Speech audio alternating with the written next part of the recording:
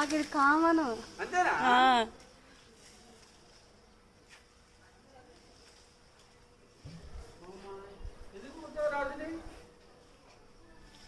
అవి గుడ్డి కదా, అవి గుట్టనే గుట్టవు.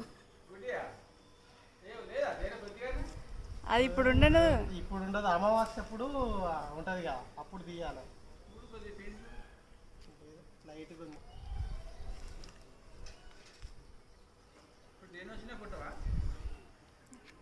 కొంతమందిని కొడతాయి. లేదు అల్ల అనవసరంగా తెలిపింది.